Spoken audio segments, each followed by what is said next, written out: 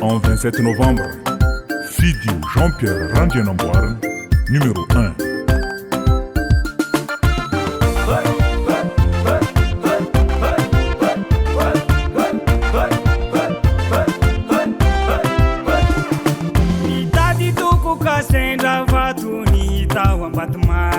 Napiana zazaka natafita izay votavary nasolimana teve mate izy reno mpagnorina efa ela izy no niatoatika ka ny tena nosoro mitady toko ka sendra vatony tao ambatomary napiana zazaka natafita izay votavary ikapokiny zandary azahoaho ny aretany tsy miemotsisy fa tombotsony maro reno eforetany Jean-Pierre no fiditsika Jean-Pierre yani ny atsika numéro 1 miady amy mosary Jean-Pierre yani no mampanjary Jean-Pierre no fiditsika Jean-Pierre yani ny atsika Jibera mavitasy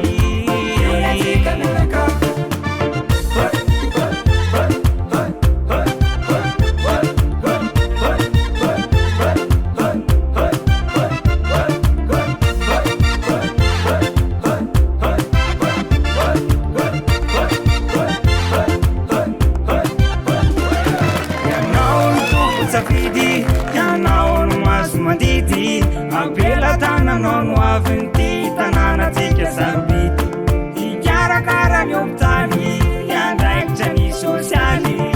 fampianarana ny lola harana tsirosorano atsika ary namana Ianarandray Safizy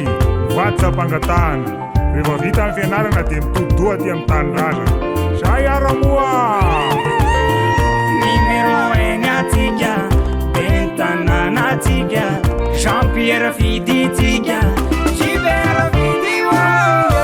fiditsika Jean-Pierre yani ny atsika numéro 1 miady amy mosary Jean-Pierre yani no mampanjary Jean-Pierre no fiditsika Jean-Pierre yani ny atsika Jibera mavitasy Jean-Pierre no fiditsika Jean-Pierre yani ny atsika numéro 1 miady amy mosary Jean-Pierre yani no mampanjary Jean-Pierre no fiditsika Jean-Pierre yani ny atsika Jibera mavitasy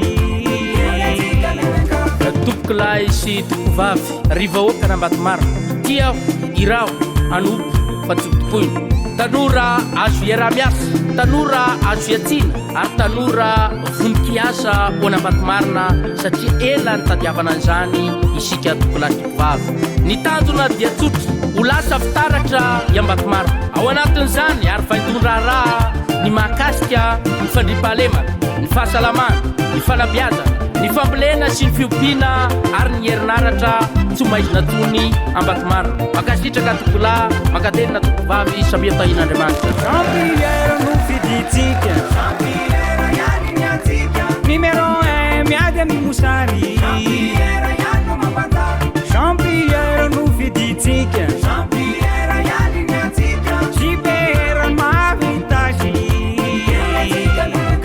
Jean-Pierre no fiditsika Jean-Pierre yani ny atsika numéro 1 miady amy mosary Jean-Pierre yani no mampanjary Jean-Pierre no fiditsika Jean-Pierre yani ny atsika Jibera mavitasy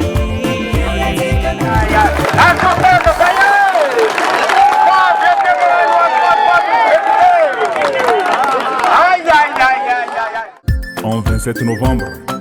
Fidio Jean-Pierre Randjenamboarn, numéro 1.